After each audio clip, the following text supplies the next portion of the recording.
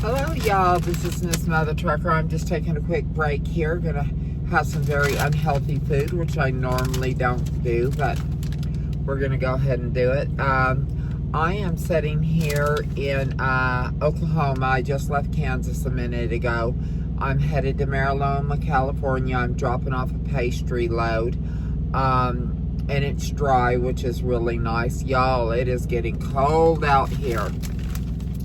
I'll tell you, I have a love-hate with winter. I love the snow. I love the brisk cold. You know, I just love, it's just so exciting, especially when it snows and everything just looks new, clean, and beautiful. I love it, but then driving on it, not so much. So anyway, like I said, we're heading to Cali. And this load is about $1.70 a mile. Not great, not bad. You know, I've been hearing a lot of things with the FCMSA, or whatever the acronyms are, with everything going on. It looks like President Trump's doing a lot of good stuff for us truckers out there. It's about time some people show appreciation for everything, and it's about time they start cracking down on some of these foreign trucking companies. They're destroying trucking. And I had no idea about these schools that are just, they're not teaching at all. I knew a lot of them weren't great schools, but I didn't know to the extent of what was going on, that they were just basically saying they taught them, and then they had their little inside person at the DMV rubber stamping all these CDLs and just handing them out.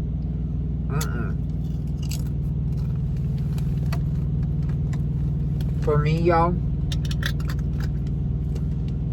what does it cost to just educate the person? You got the money for it, just educate them. Take them out, get them their CDL legitimately, teach them the basics, and because they're going to have to come to a carrier like Prime or Swift or JB Hunt or one of these carriers that are going to put them with, you know, a TMT trainer or driver mentor, whatever you want to call it. But it's someone that, you know, they team with that has the experience to help these people really learn to drive. I mean, you get your CDL, you know how to back a truck, you know how to be on the highway, you know, safe following distances, you know how to get out there, but you still got to learn to be a trucker. But you need that good, strong foundation, because you're driving team. You're not driving someone in that seat, someone in this seat. You have that person to call on when you hit bad weather. You have that person to call on when you have a blowout. You have that person to call on when you're hitting passes for the first time, you know, and to teach you how to take a descent, you know, and an ascent. It's just that person you need to teach you how to be a trucker, how to fuel your truck, how to slide your tandems. You know, there's so much more that you need to learn after trucking school. But the thing is you need that solid foundation. And the more I hear about these private schools, the more cringy they are. My friend Maureen went to a private school. Then she got really lucky when she came to Prime. She got Kirsty that really taught her well. You get someone like Kirsty, Junior Honduras, or one of these trainers, you're really lucky. You get me, you're damn lucky.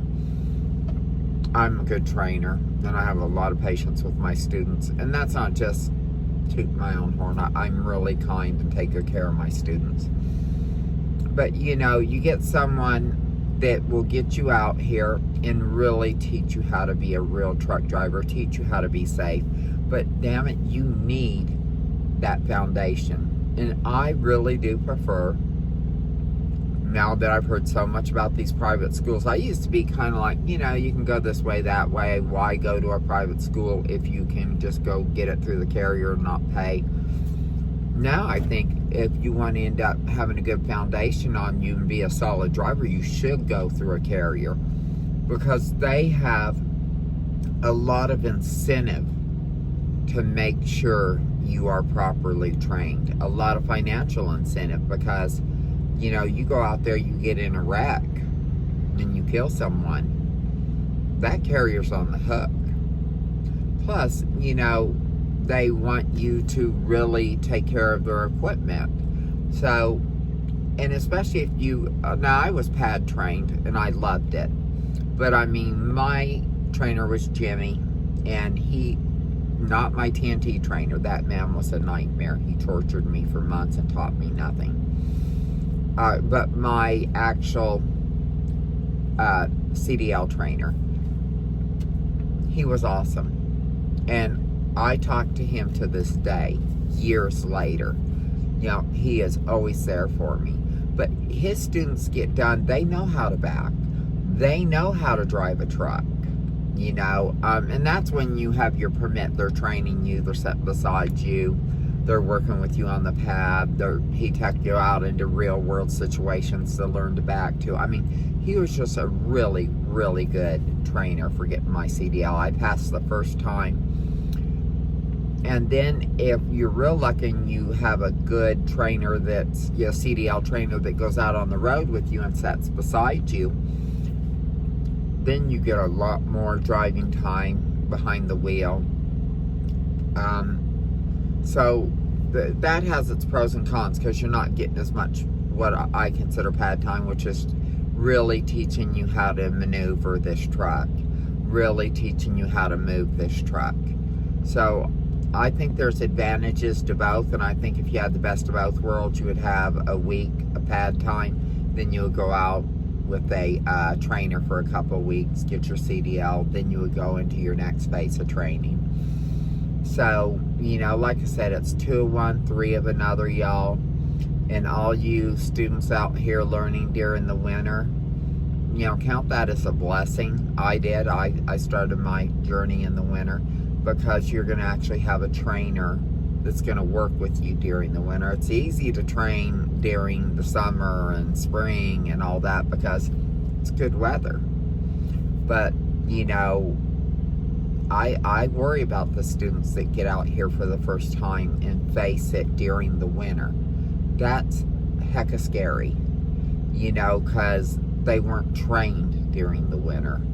And I think that's a big hole in the training. So anyway, guys, we're going to get headed out. Let me see how much more time do I have on my break. I have 5 more minutes on my break. I'm going to stuff my face with a little unhealthy food, which I'm ashamed of.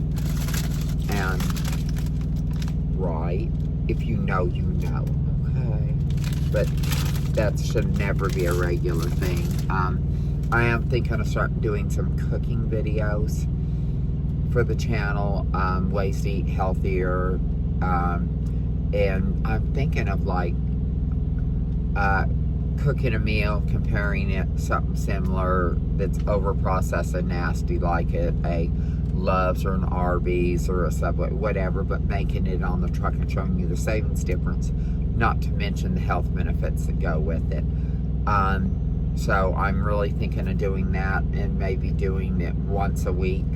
And then we are going to be moving to a weekly video platform because I have left on my truck, I think it's like 46 weeks and it's paid for.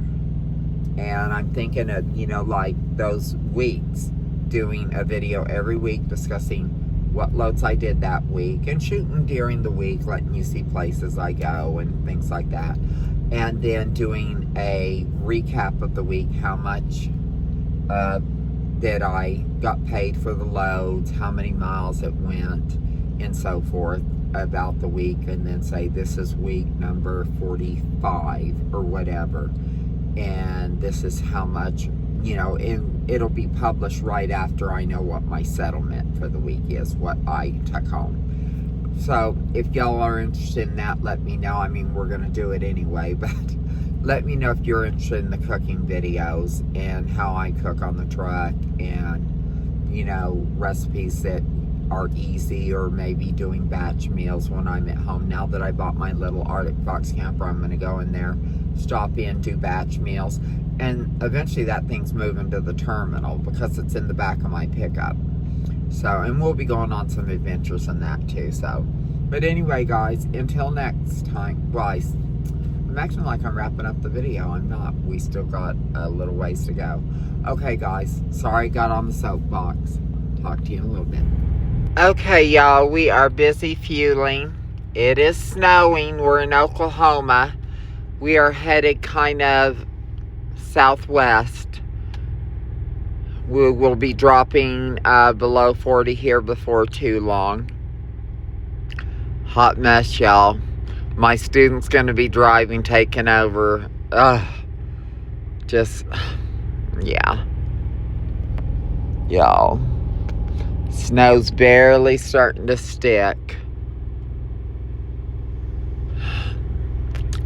I was hoping to get us out of this. Y'all. I really was. But what do you do? Okay, guys. Wish me luck. Okay, y'all. I finished up my shift. My student is fixing to start driving. We're parked here at a Love's. He's getting fuel right now. He's out there pumping. But anyway, this is what he's going to be starting his shift in. Y'all.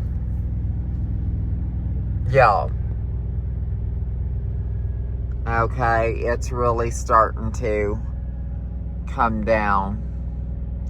And the snow is starting to stick and everything. Lord. No fun, y'all. No fun. Okay, guys. Wish us luck. Hey, y'all. It's next morning.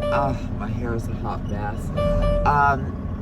Spencer got us all snow and ice. He did really good. And we're on the other side of it. I was up all night, so when we stopped, I said, I'm just going to take a couple hour nap here, and I did. So anyway, I done my pre-trip. We're fixing to get going. It is a beautiful day. We stopped at this little pull-off here. Let me show you. Got all these little mountains around. We got some beautiful trash there, but that mountain is gorgeous, y'all. My windows need to be cleaned. Y'all just have to excuse them. All the stuff from the roads last night. But anyway, guys, okay, let's get moving. Okay, guys, we're here. My student Spencer has just run in to check in at the receiving office. We're here in beautiful California. It's 51 degrees, and it is 6:48 in the morning. It feels good to be here. But anyway, guys, that will put a wrap on this video. And if you guys stayed with me to the end, God bless you. I love all my Christian and Jewish brothers and sisters out there. Y'all are so awesome. Keep eating bacon. It's good for you. Okay, guys. Till next video, I'll talk to you later. Mother Trucker out.